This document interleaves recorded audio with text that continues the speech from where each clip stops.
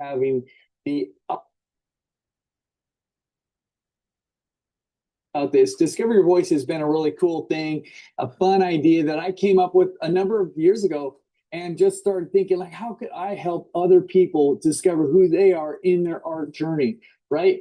It's important for us. Like we learn the basics, we learn how to paint, but then there's this part like, how do I know who I am? And so the idea that you get a reference photo at the beginning of the month, you have a chance to paint it, and then you get to see what I did at the end of the month has been really great. It's been super amazing. But I also realized that it was kind of limited because I'm just one person.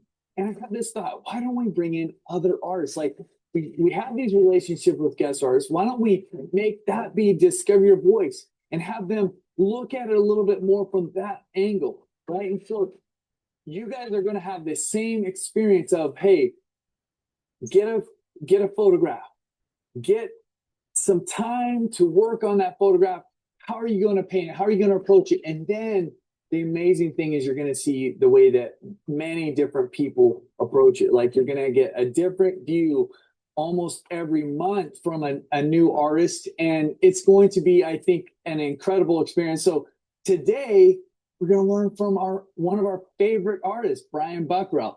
And it's going to be an incredible time for you to go like, okay, how did mine, I painted it. Here's my approach. Look at what Brian did. Wow, this is so cool. This is so interesting. And that's our goal, is really to encourage you more and more in discovering who you are by giving you just this variety of people that will learn, you'll be able to learn from, and they'll be able to kind of guide you in like what helped them, what shaped them, what influenced them, right? And as you see their painting come to life, it's going to resonate with you, and you're going to go like, oh, I want to grab that part of who they are and try to implement that into my style. Whoever you are, your voice is going to be unique, but we can gather information and helpful tips from people along the way. Anyways, guys, let's jump into Brian's demo here. It's going to be an awesome time, but just wanted to explain that here at the beginning. You're loved and believed in. We'll see you shortly.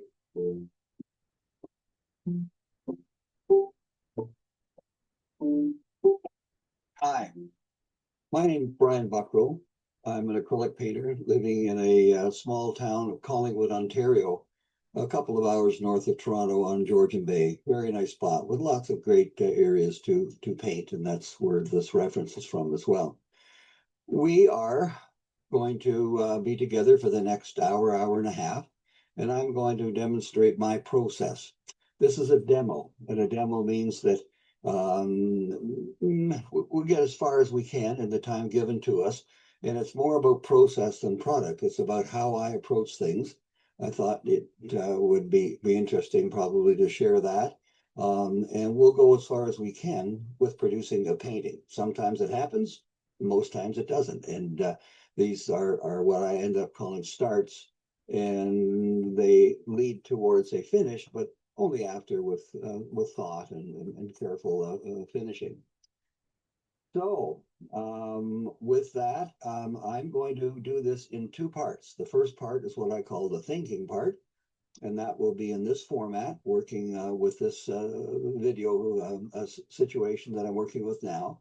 And the second part will be the doing part, where I'll have other cameras on my palette. We'll talk about the colors, the brushes, and so on, and then a camera on the painting itself. This hopefully will run smoothly, and well, we'll give it our best shot. So what am I doing here now? This is the reference. This is a really pretty spot. It's got what I would call pretty good bones. It's got a nice lead line coming in to the painting itself. Just adjust that. Sorry, that's not what I wanted. A nice lead line coming into the painting. It's got large shapes. It's got a large shape back here with a definite background behind it. I really like the horizontalness of the lines coming there, and then they drop down here. I like the effect of that. The water is warmer as it's coming, closer to us. That's nice. It's got some issues that I don't care for. I don't like the activity, the light and dark values up in that corner, but that's easy to get rid of. And it has something that attracts me, and that's the orange. The orange that's in the bush in the back. I think that will be a nice go-to spot. If we place that properly and give it some zing, I think that will be fun. And that's going to be the challenge that we're going to be working with. The painting is all, or the photo is almost divided in half by the upper and the lower, if you like. And I'm going to try to change that. I'm going to shift up the horizon line a little higher, so I've got less of the above and more of the below, so that there's more emphasis on the snow. There's a really busy area here with these trees and bushes and so forth, and I'm not going to tend to duplicate that. I'm going to interpret this, correct? I mean, I'm not going to duplicate this, and that's important to understand. The horizon line is going to be about up here. If I was standing here, if this was me, and I'm standing here and I had my camera in front of me, that would determine where the horizon line is, and that's what I'm guessing is going on here. A number of positive things here, and that is the perspective line coming in, the river, the stream coming in. We're going to exaggerate that, make it wider in the front and narrower in the back. We've got a bit of a problem with the light coming off to the corner here, so we're going to darken that down and quiet it there in both corners. Try to keep the viewer in here and keep the interest in here. We're going to take some of these really sharp darks and put them over top of the bright orangey bushes there to give them emphasis. Nice blue background. We can take and play with that and so on. So there's lots of things here that we can work with. It will be fun. So what is my process? Let's just go up here a bit, and we're going to come up. And what I do now is I would look at what I think are the important shapes. And I might just copy them exactly as I see them on the image, or I might take them and modify them a little bit as I'm developing it. But this is always the next step for me. Oh, this is a program called ArtRage Vitae. It's one of many different digital programs that are available today. This is nice for me because it's useful both on Android, and I'm a Samsung guy. I'm an Android guy, but it's also good in iOS for the Apple folks as well. So it's nice that way, especially for teaching and in classes. And I can use this on my Samsung phone, my tablets, my laptop, my desktop. And so it's very versatile, and it's a good program. I'm quite happy with. But there's lots of others to consider as well. But what I'm doing now, I'm looking at this, and now I'm going to draw in on this what I think are the important shapes. And I just bang them in. Like, I'm not fooling around here, and this is a quick demo, so there's not a lot of time to do this stuff. And I wouldn't do it normally. Even if this was going to be a really important painting, a commission, whatever, I would bang in these shapes. And what I'm trying to do is get a sense of capture of what I think is important with it. So those shapes are what it's all about. And with those, you get a sense of what's there. I've got the big ones down here, I've got the sky back there. It's just a quick bang of suggestion. I do not have to copy this image exactly. In fact, I don't want to. I want, as I've done here, I want the river to come up and flow around that way. I don't want it to head out over here. I want to move the orange over towards the middle more, not onto this far corner, but not right in the center. I want it in this third over here. Lots of things I'm going to do. I want to change and open up the river so that we've got a clear perspective, wide to narrow at the back.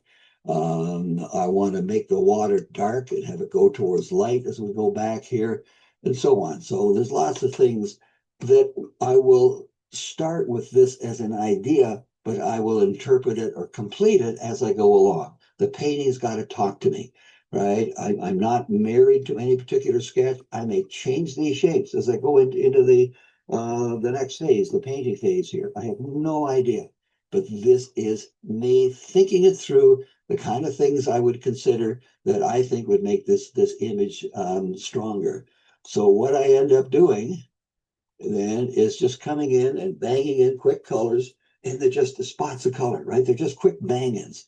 For example, I could take some of this black here, whoops, take some of the black down here and stick it up, in there to emphasize that a little more. I could, just keep playing with this guy. Make sure the river is talking. So what I want is that. I want that to be unique. I don't want to use that orange and that saturation, but I will have some of it down here, but quieter, duller, darker. I want to take some of that black from the far corner and come in behind the oranges here to make them stand out. Really high contrast. I could blue that so that I'm getting, I could bring well, that's an idea, bring the sky or the distant back down around that. So I've got a complementary pair there. And I'm going to end up cutting this down. And so relatively speaking, this part is larger now, or smaller than this part. So the large shapes are unique to one another, and that's important. I'll have some of the verticals come in here. We'll have some bushy stuff coming in here and so on, and some little bushy, kind of branches coming in. But I develop them as needed. Does the painting need those after the fact? We'll see. One of the things I do want to do is I want to grab some of the sky and I want to bring it down into the foreground. I want to move some of those colors around and balance things out a little bit with the color. And that's something I think is really important. I want to grab what I want to grab. And I grab that neutral and I want to see some really nice, distinct, uh, bigger, nice, distinct lines coming down through here in the back. So I got to paint those other ones, over again in front of it. But I want that kind of effect below I want a really pungent, sharp white or light, at least, not that bright. But I want to emphasize that with it. So this is just my process of thinking this through, trying to make decisions, trying to eliminate things, trying to create simplicity, trying to create uniformity as best I can.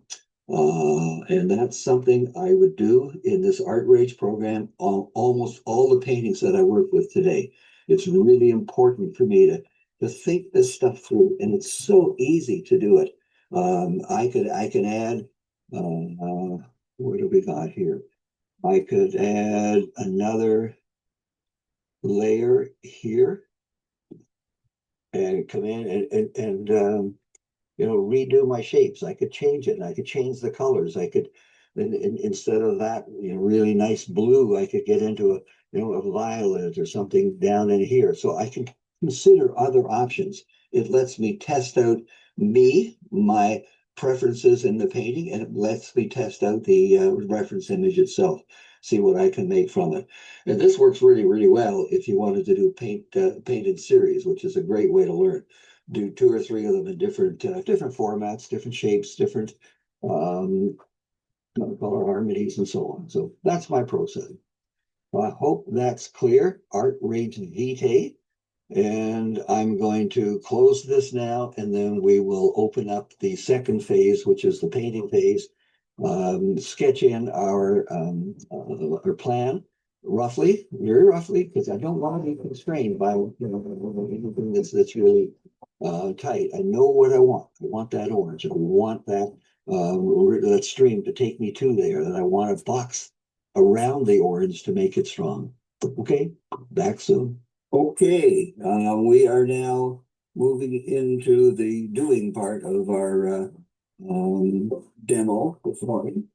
I'm going to be working on a 14 by 18 canvas, clean of canvas, bumps and so forth on it. I penciled over it. I have my original photo here, and I have what I've worked with in Art Rage as my thinking part of the demo. I have a camera that's over my workspace. Unfortunately, it's inverted, and I can't do anything about that. The way my studio is positioned here, and I will try as hard as I can to try to stay off the the view of the camera, so you can see the brush and what I'm working with on the canvas. So let's just go through a few things here very quickly. I'm working with a yellow oxide. It's a very opaque yellow, starting with that. I'm working with a cad yellow medium, a value 5 gray, a mixture of cad red light and cad red medium, a alizarin crimson, wax is in purple, green gold makes a wonderful yellow, hooker's green, fallow turquoise, and cerulean blue, ultramarine blue, and phthalo blue green, burnt umber, burnt sienna, white, obviously, ivory black, and a teal, very opaque teal. Those are the colors I'm working with. One question I get is, do they dry up when I'm working out of a container like this? No, in particular because I keep it misted and I keep it closed when I'm actually not working with it. I've got a phthalo blue liquid, and I'm going to do a glaze over with that. I'm going to be working with some additional colors, a medium magenta, a brilliant purple, a light blue violet, and a light pink. I think I can see those colors in what I'm working with there, so I want to play with them. And I'll just put them out here. I often have additional colors, so I call this is my core color combination, and I'll play with different ones.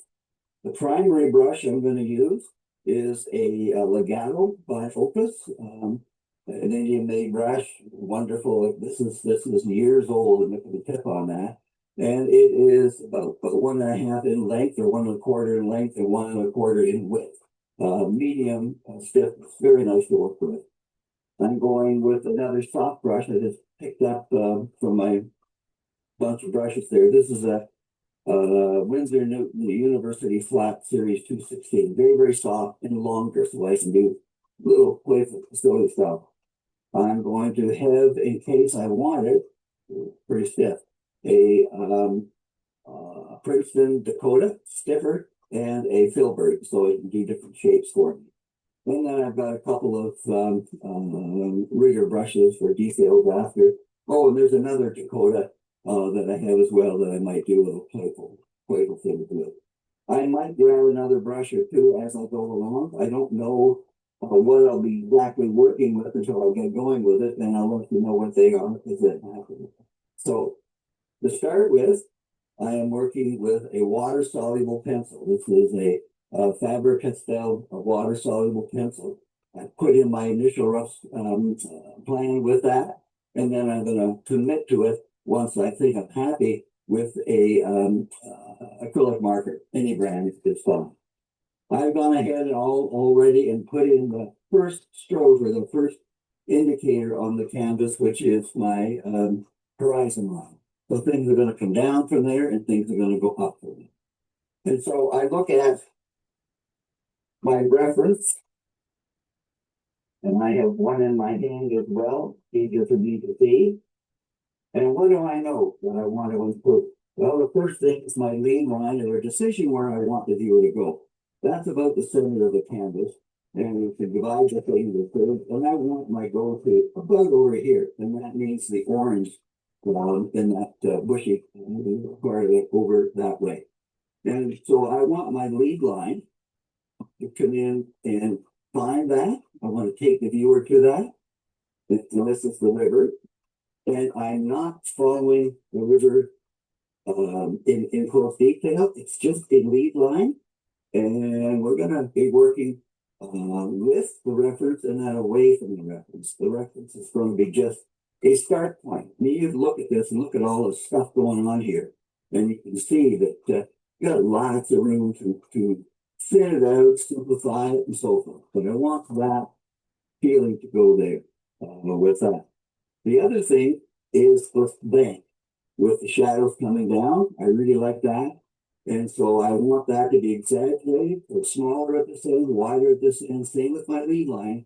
Wider here, smaller there, forcing perspective on the viewer. We'll do some shapes there. So this is just my thinking stuff going on here. I'm going to have my sky, something like that. And I want that the background blue to show off somewhere in there with it. So we're gonna have lines of light, and it's gonna be light underneath our bushes that we have back here. And those bushes will be all back here, but focus, the highest concentration of saturation will be in the middle where that's going to go. And then you can see all of these stumpy things that they're nice. And a big one here could be a rock, it could be a stump. It's something's going on there with those things. Some of them come down over the lip. The big thing is that they're bigger here and smaller down there. And we've got all of this beam lines, snow, snow, snow, snow, snow. Great big shape of dark up there. And I'm eliminating this corner over here and making this another big shape with it. And we will have something of this coming in behind the orange. And I may bring the blue right down to the orange to create a power complementary color thing. And I'll play with some verticals, bushy stuff in there as well. So that is my rough home. And it is rough, and it just includes the basics, the things that I want here. We've only got an hour for a bit together here, so I don't have time to make this thing really fancy or tight with control. So this is enough. So got my acrylic marker. And now I'm committing. Not tight. Indicating sort of the shapes that are going to go in here. Maybe that will go over there. And I like that one was indented. And there's some stuff going on down here. How loose I am with it, but I'm not worried. This thing will continue to develop as I get into the paint. And it's just the shape now and the position of the shape. Where I know I want a dark guy down there, another one there, a smaller one there. We'll stick one over here so that the viewer doesn't go off the page. And from these, the verticals come up, keep them after. I want a feeling of flow down here, and level across the back. I want this kind of feeling here. And I want orangey bushes. And here's this rock placement. Flow this leaves behind. This is a mass of dark onto which we will add the lighter vertical trees. That are going to show up that. There'll be a lot of little things we add after, but those are the big shapes, and that's enough. That's enough. There's way too much detail to actually, turn this into something that is comparable to the detail that we do or trying to work with you. And I'll look at it and just keep playing. What do we think? What do we think? Okay, that's it.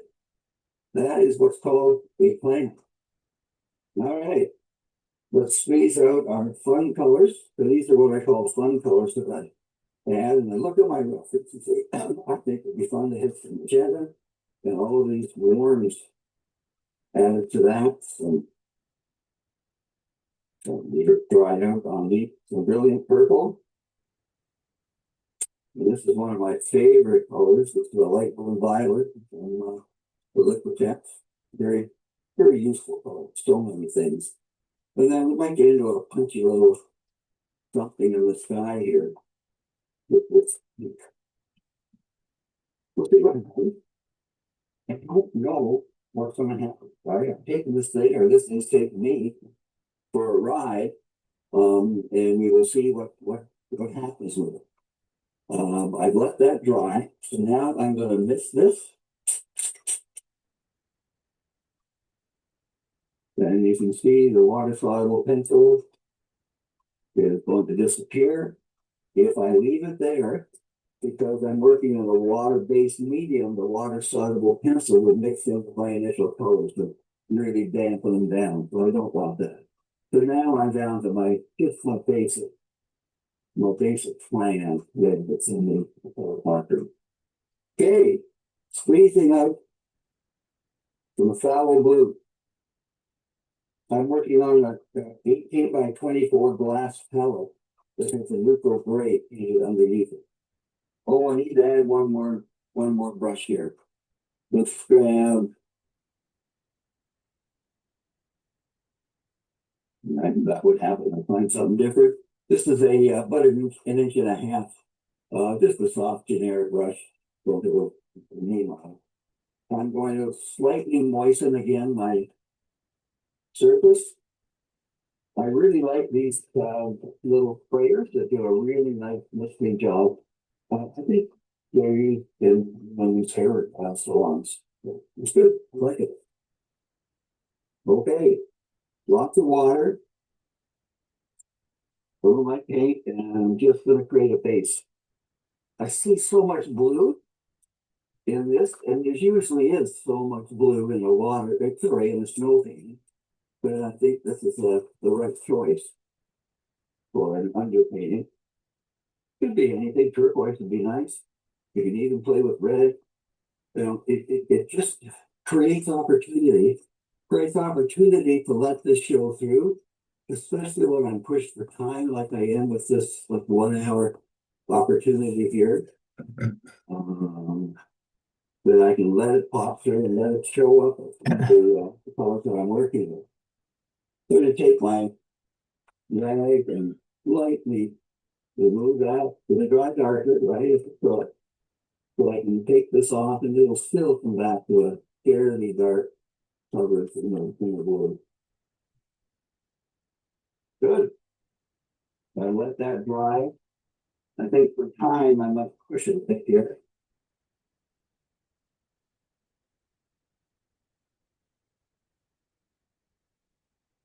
On my screen, the color of blue is entirely different. It looks almost turquoisey on the screen.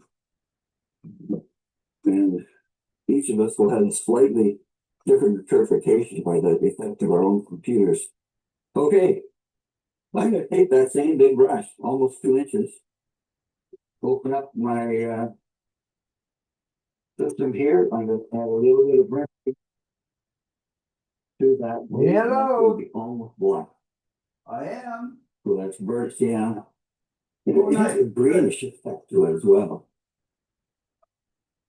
Yeah, come on in. Well, they're up there. Yeah, I see them. So, Well, all I'm doing now is using a transparent Yeah, dark I do. Yeah. foul with burnt sienna. Okay, and then once that is in way. I will start putting in my darks with it. I'm just placing things. Oh, This is not anywhere near finished. Okay. I thought it Right, was we're just over here placing for Green will be coming home. what we wanted for dark color. Okay. Gonna add a little bit more of the burnt sienna and warm this. Yeah. Then Have fun. fill in this guy back here.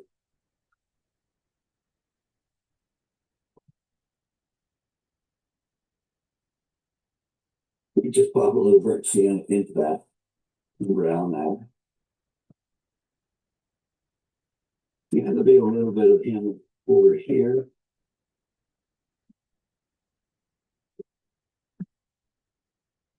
And he's gonna be a little bit of these dark nodule things that are there, and maybe make one there. Just starting to get the feel.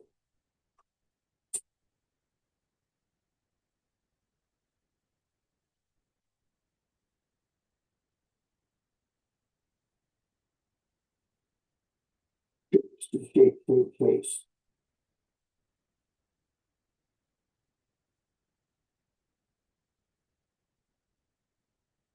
As I said earlier, the snow in this warm area in the front of the light area is going to be warmer, but darker than the sky.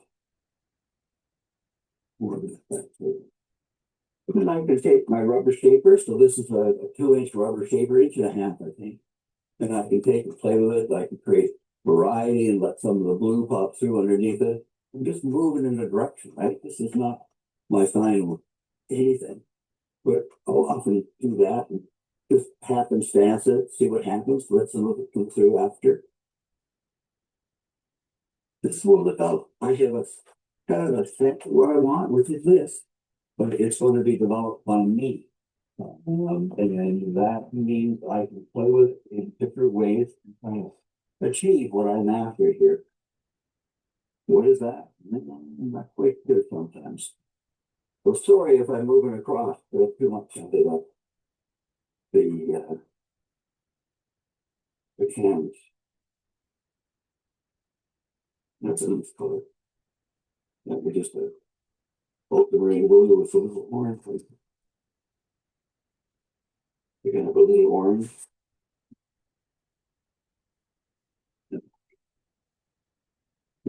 Use that as the base color for the go-to spot. And there could be a little bit of it here and there. Spread it around. If you like it, spread it around. I'm gonna add some of my gray.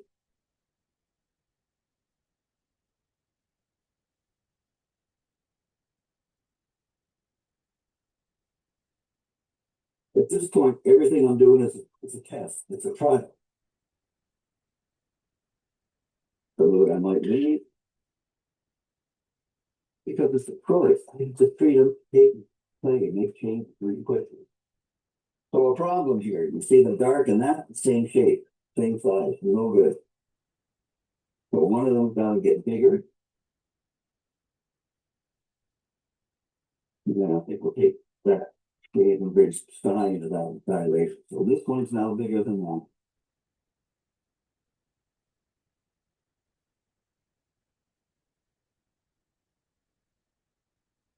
I'm still dipping in.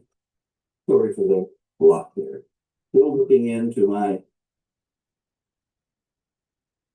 fluid valve note. You know, I want it warmer down there, so I can start with some of this there. Just to start, just to thaw. And then I'm going to be leaning to thick brush stroke. I like to leave the straight brush stroke. I'm not going to do much blending. I want it to be seen as picture. And it sure is that at the moment. Okay. Blends. Start to shake stuff up a bit here.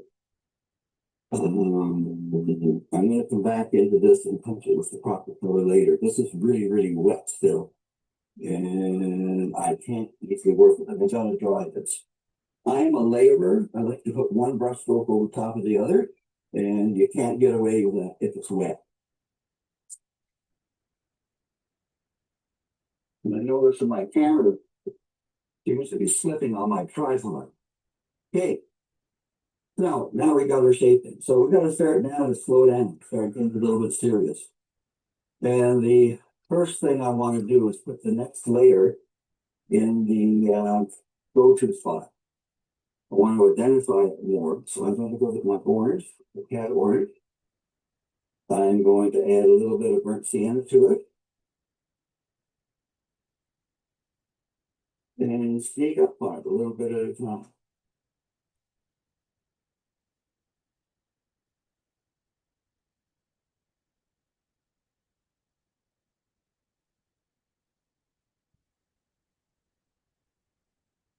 I can put them over here, but it's the effect of the larger mass there that will bring the viewer to there. So that helps identify that a little bit more.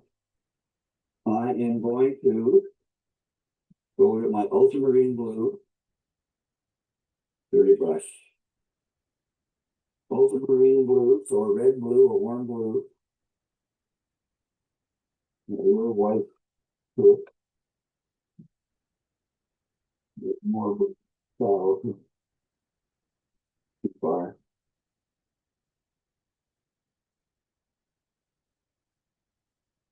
No, more blue.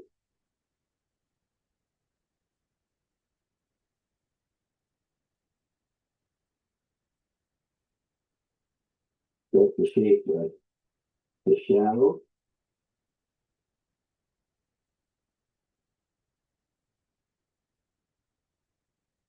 And I'm going to add a little bit of purple to that. Now don't like that as much. Add a little bit more blue. We'll make it darker if you go further up to it. And I'll shape this with the snow effect.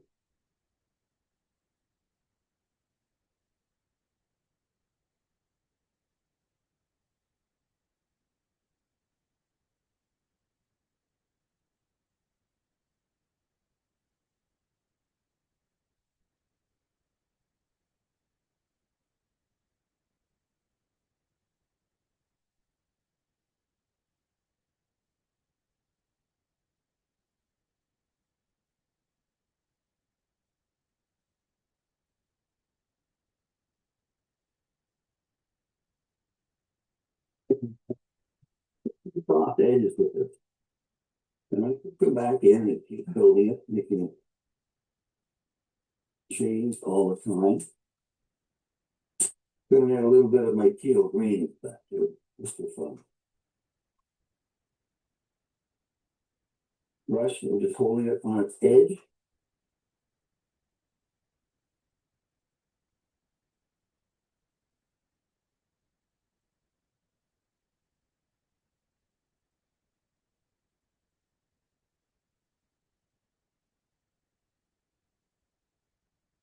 So these are just placements of that color that I want there with it.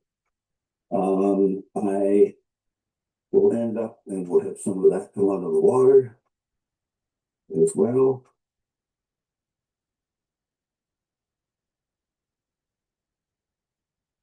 Just a light brush. Very little paint, just a tickle, just to put it into place. Okay, I'm going to start to bring some color into these dark guys, whatever they are. They're a little burnt sienna, a touch of black, a little bit of alizarin crimson. And then just put some color into them.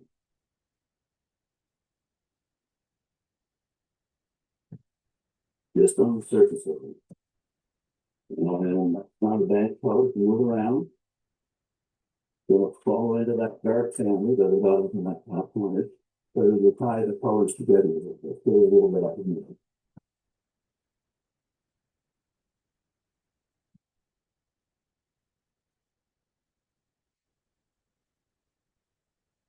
Working with the seal left. Some other stuff off. Okay, so I want, when you go to phthalo blue, I want the dark blue to start with. Do that. Open green. A little bit of white.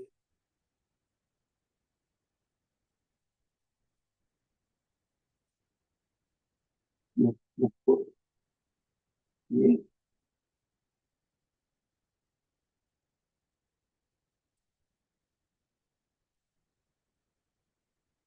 Now we're starting to find our shapes.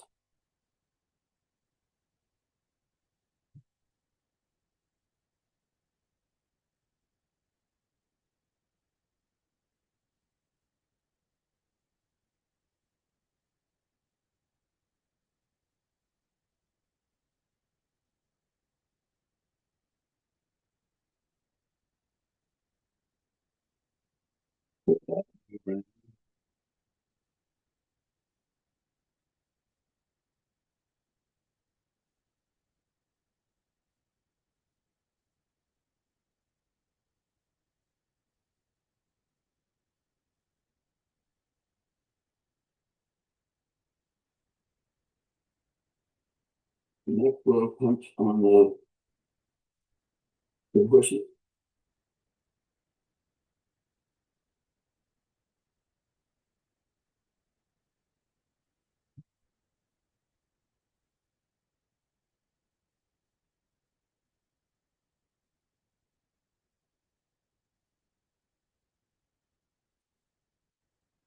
And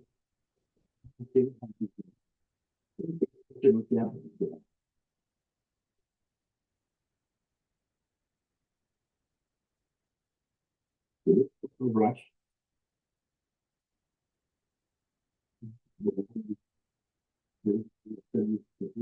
Not really gets close to the bush. Okay, I'm going to change it to make this lighter back here. So now I'll start wandering around and tweaking to make it darker. Wandering around and tweaking to create visible interest and definition to the shapes. Okay, let's start bringing in some white. Just putting off my palette.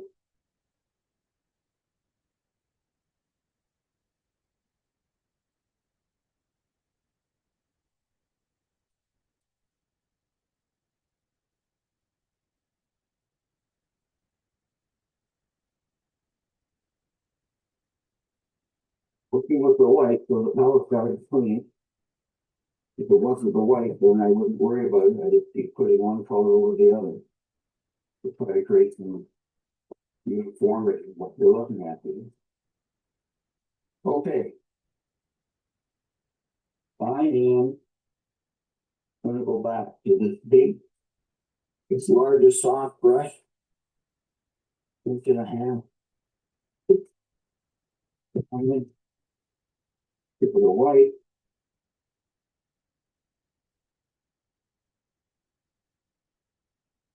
Cerulean blue into that. We'll work with white.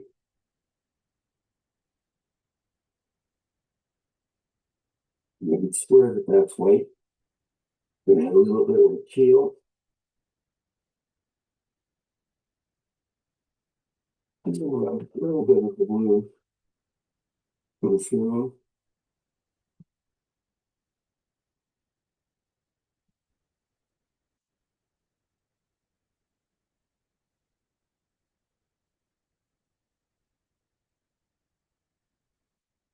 And a little bit of the purple. It's getting farther away from me.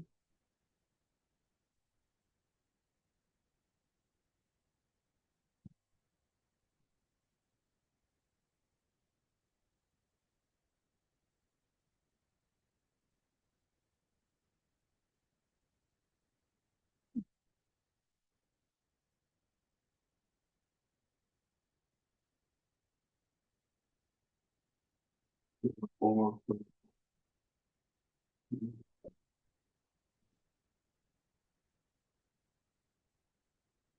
that's just a shape.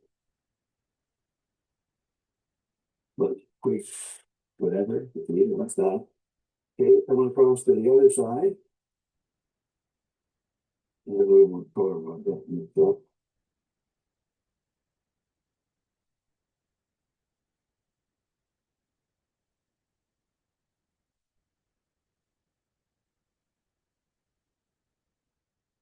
a little more blue, push it back just a bit. Smooth. No, maybe. So that's a sallow blue. I added that into there. So this is first best guess at the shapes that I want to have on the snow. Then I've got to come back in and add my branches and so forth after that.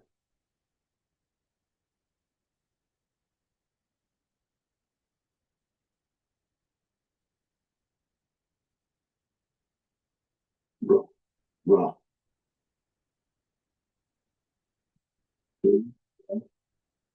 Can't worry about definition of the shapes in detail. We're not going to have time.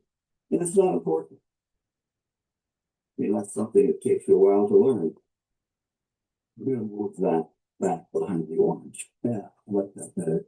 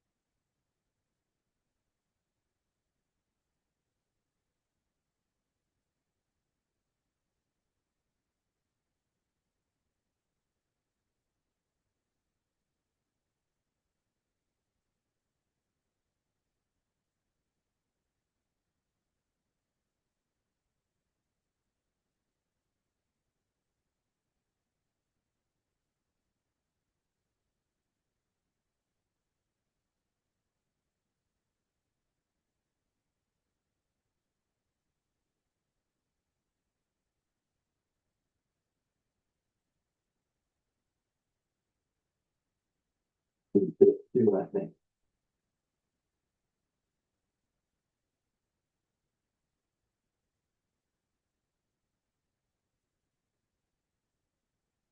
Taking playing with this over little layer, one layer over the next. You want to have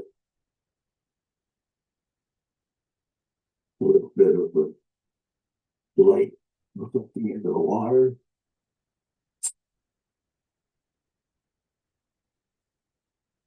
One hope that I put a little orange on the snow right there. Give her a shot.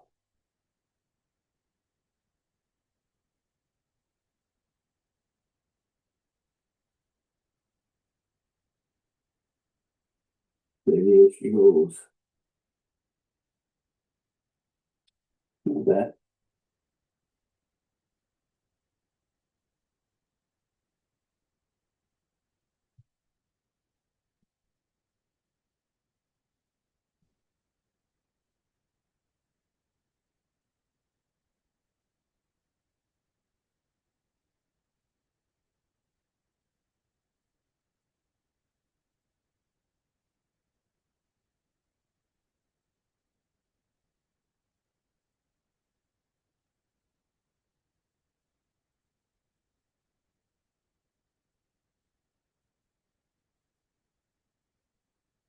Okay, first layer of the snow. Let's come in and shape the sky. And the sky is going to be pretty much the snow color. Going to add some teal to it.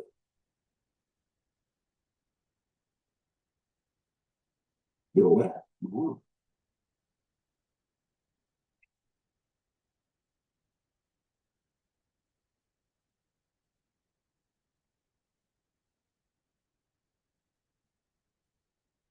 So if I do that, I'm going to add teal to my snow more.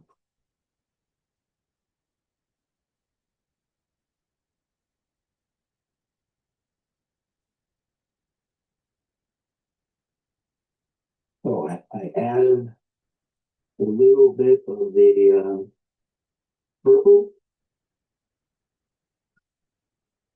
to that to give it some variety.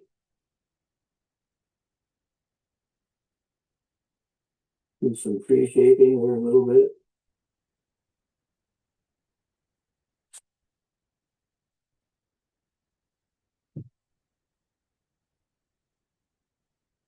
We're going to bring the sky down to the painting.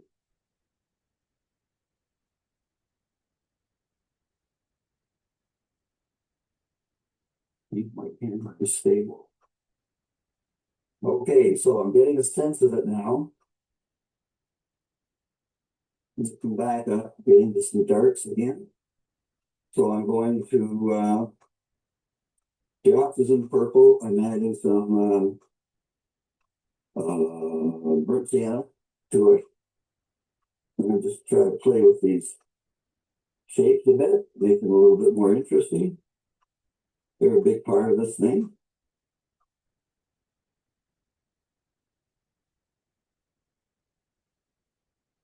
Yeah, they're fairly warm.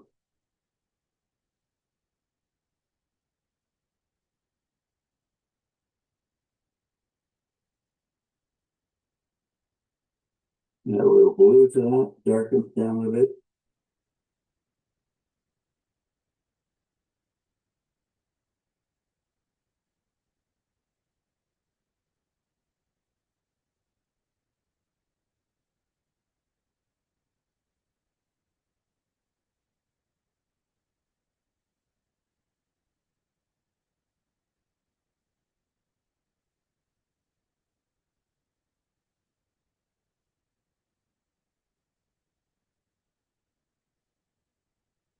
So I stuck in some alizarin crimson. We'll come back up and play with this again.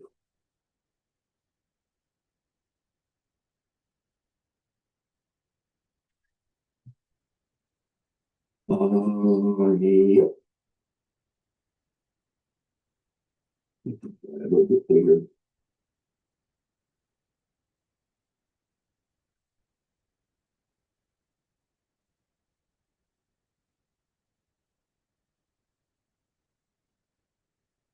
I'm not worried about defining the shapes. I'm worried more about just simply getting in the value, shapes and the value.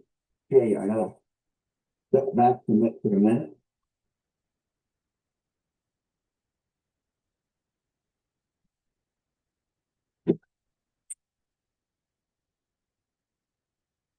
So while it's drying down front, I want to add more vitality to my blue in the background.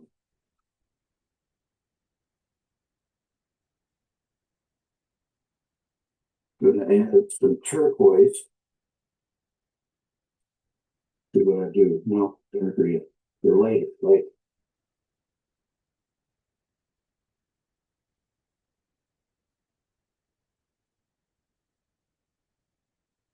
Later as it goes back. So we can have 2 layers of hills back there. If you want interesting.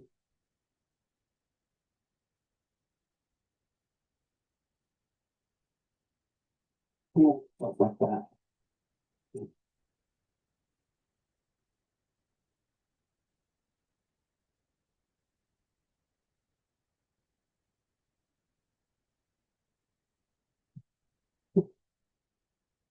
We'll take some of that.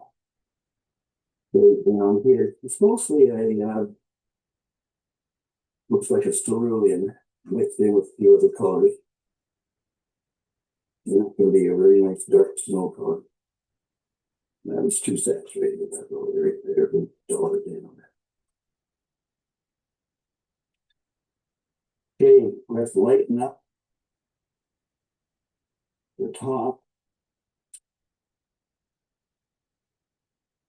of this here. The reference almost looks white, but I don't want that.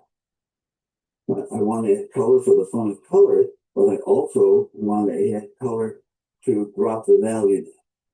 Because I want the big zing, when we're finished, the big zing of white snow and the color of the orange in the bushes will be at the back. And that's where I want to go.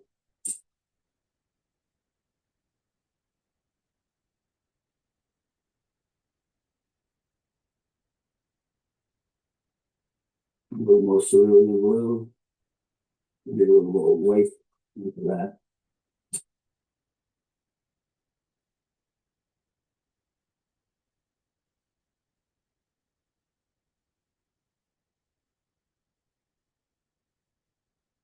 Sorry.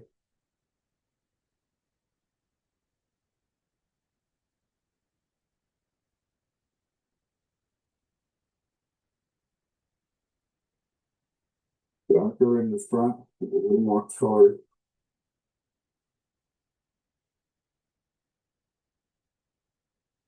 Lighter as it goes back. The eye goes from dark to light. As they color up front.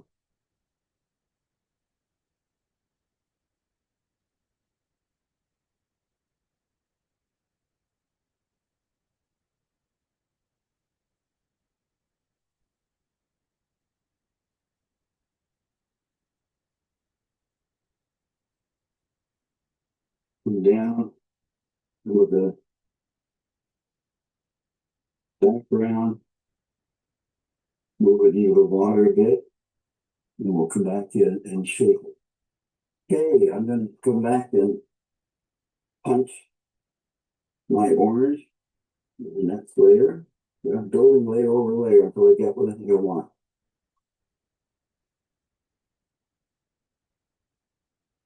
Is that believable? Or is that out of control?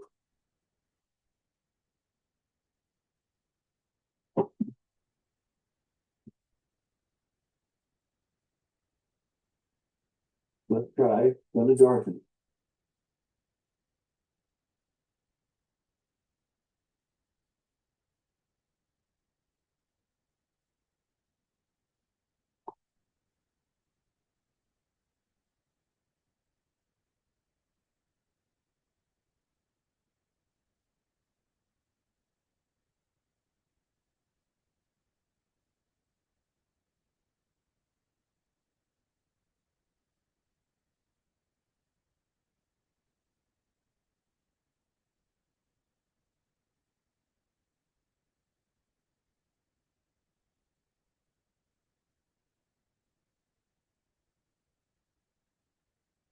It's some snowy shapes. I don't know if that's a deal or whatever. I actually can't remember where this photo was from. I've had it for a few years. Look the green in the snow. Okay, let's come into our dark area there and try to make it more interesting. So we take some burnt sienna and add some of the orange to it. What does that do? Not bad. A little blue, dark a little bit, get it out of the way.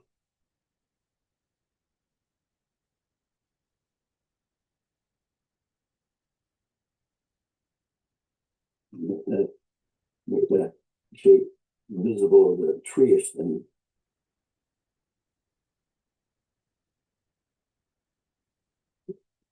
Yeah, that's way too wet. Add some blue and purple and darken that down. That's to keep that guy there. That tree-ish looking thing, let's hang on to it. This is way too wet.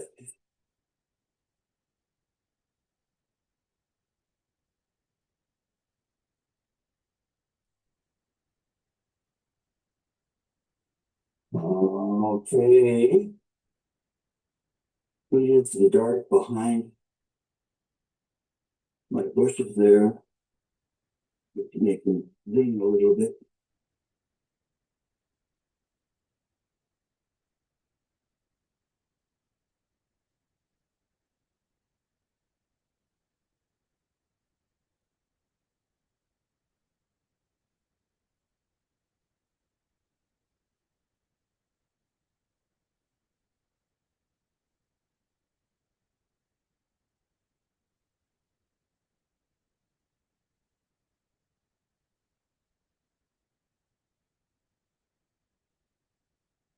I want to lighten up the top.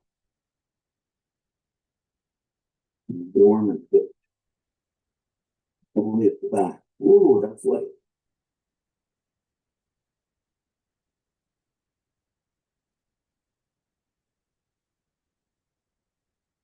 I don't want to be too smooth. I want to see brush strokes. I want some variety of, lights on the snow.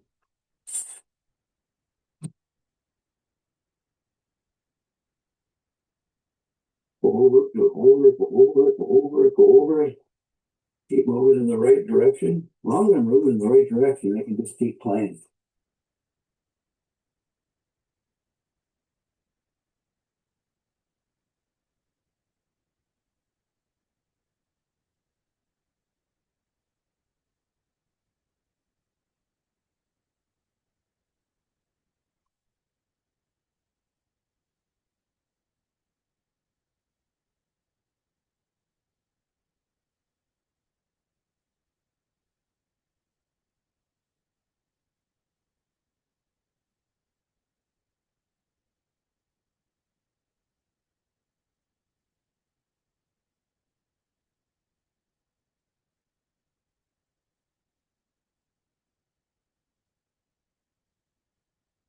Shape, more interesting shape.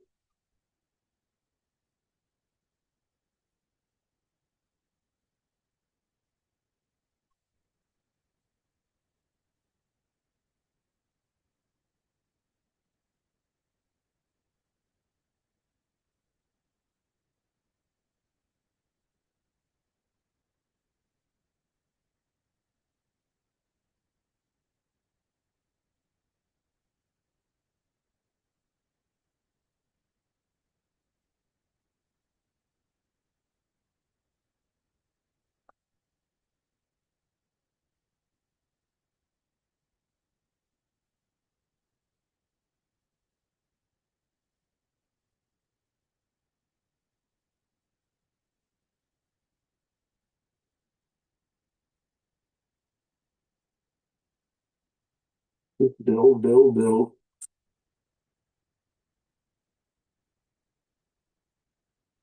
Gotta allow for the fact that this is going to dry darker too. And this painting will look entirely different tomorrow morning than it's going to today. And you're getting an integration almost with the colors. You see them start to blend into one another. It's really neat.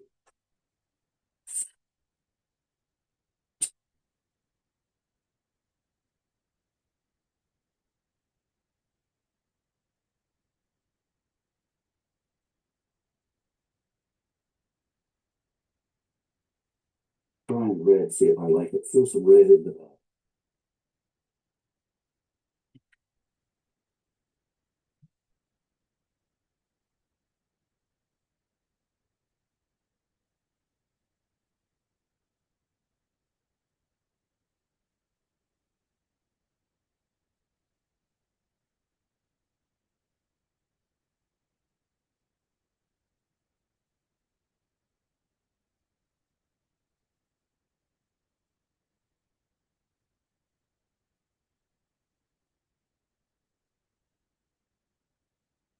Okay, I want to punch the top of that sky more.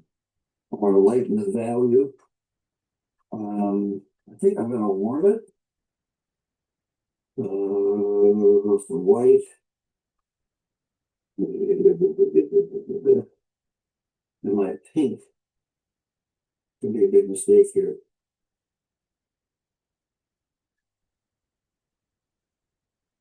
Wet.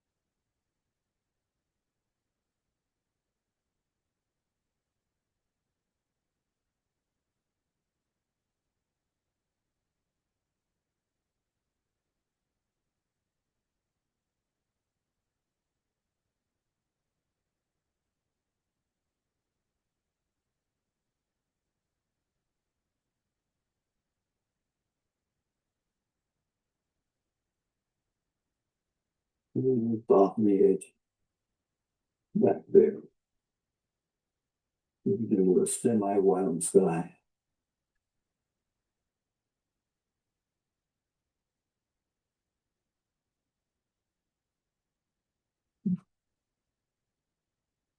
Silly, but it's more interesting.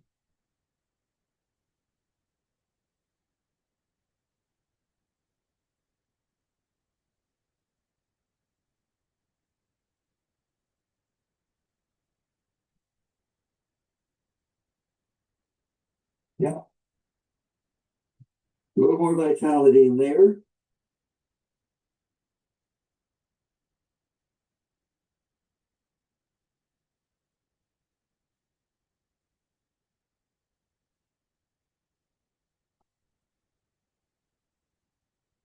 Just pump the color. Again. We'll move that, put some of that there. One.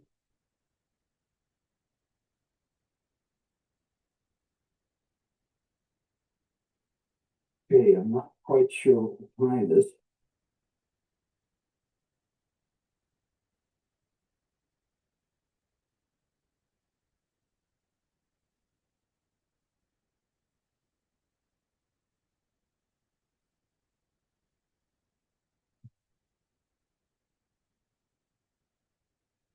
Behind that.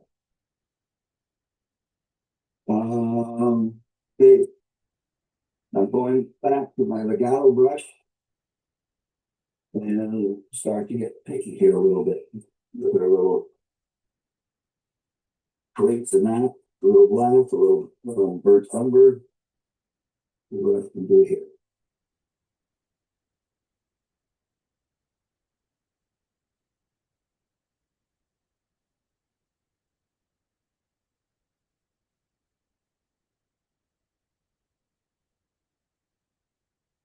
Sorry, I'm in the middle of the camera there. Sorry.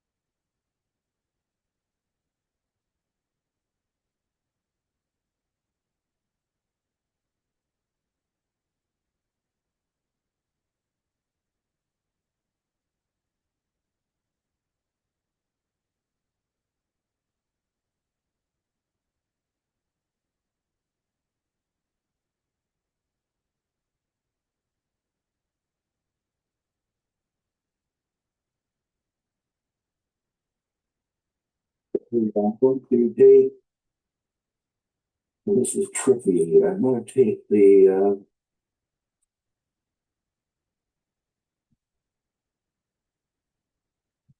find the number 2 Princeton.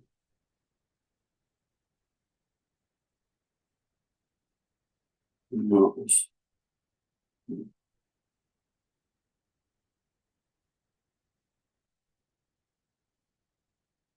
should be bigger. Start with it.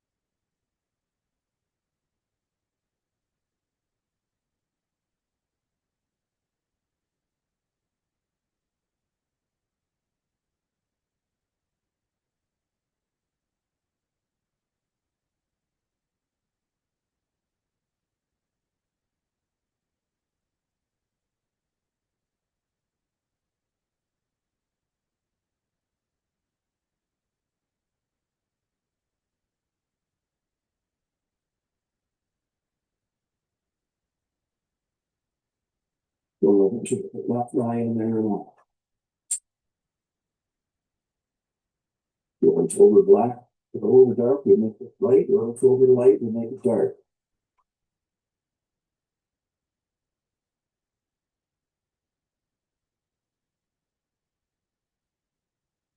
So, I mean, if I have totally control of my time that I'm having to do, I'm always taking a little, certainly more care. You need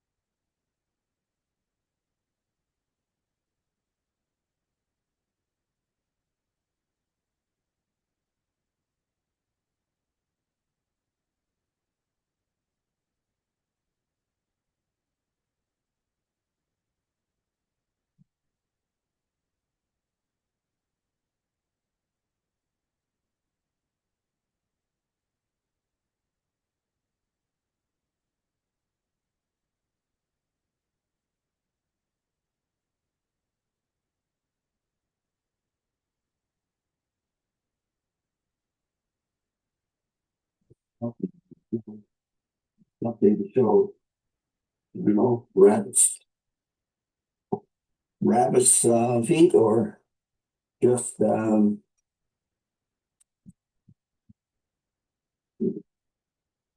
little shadow of some kind. Okay, let's come back in. I'm going to just stay with this low eye. See what happens. I'm just going to do some slowly shaping in the water. Wait to get started.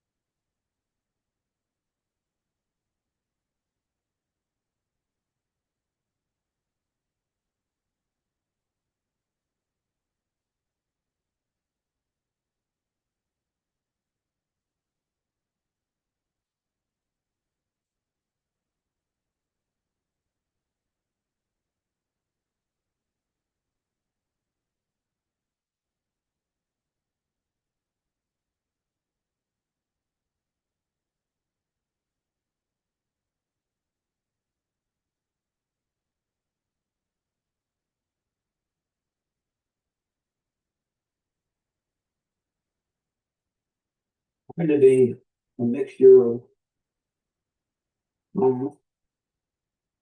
because of the time constraints here, but also interesting.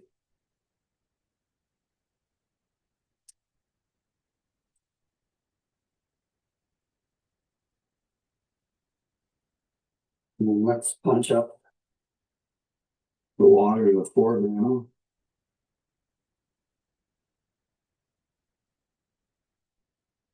We'll come out to a punch.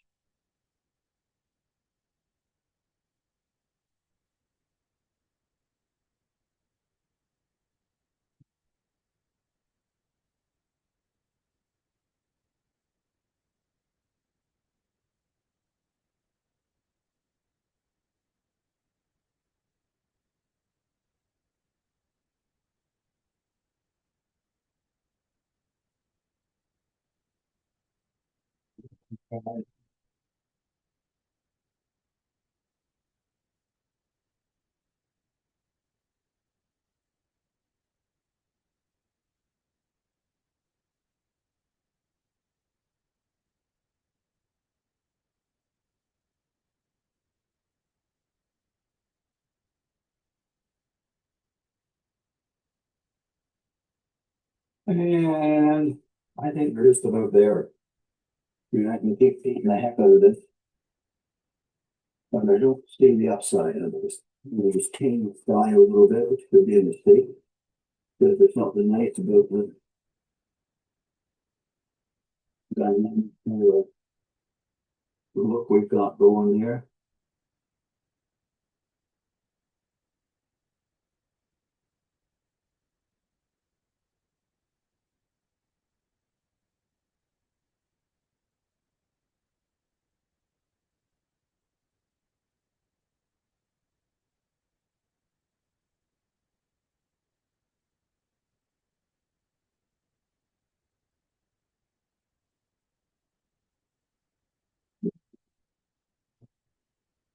Wonder if it's time or energy or interest or what I think on there.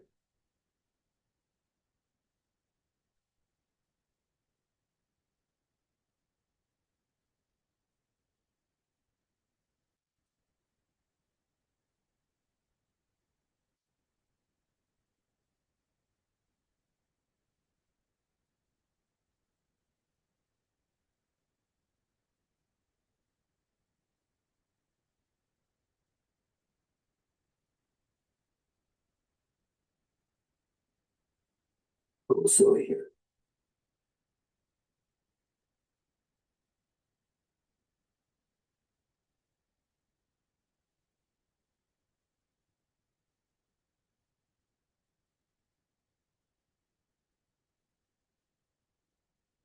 Magenta. It never hurts. Okay, folks, I think that's pretty much it. I can keep fooling around here, but I don't think it's going to make it any better. It's a crude fast bang-in. This is a demo. And the purpose for it is to show you my approach, my way of thinking a little bit more than the actual painting itself. I'm gonna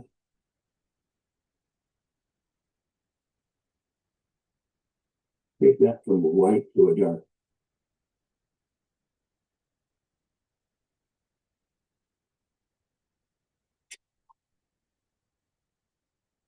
It is crazy, but it's done.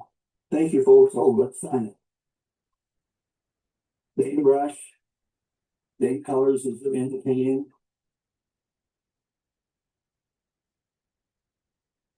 Good. Thank you very much. Let me now do what I do at this point all the time, and is critical, is evaluate it. And I evaluate it by putting it in a frame.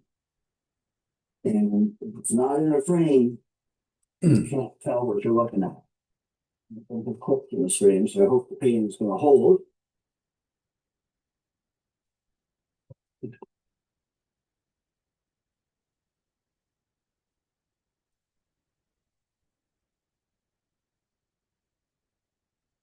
So you get a chance to see it a little bit. And now is when I would let this dry, let the colors come in together. I think I would have a little more punch of bright. I'll let that little stroke there. I should have some over there, some there. But that's for another day. When this guy dries and settle down. So I hope that was helpful, maybe even interesting. And I enjoyed doing it. And I thank you very much. Signing off, Brian Buckle.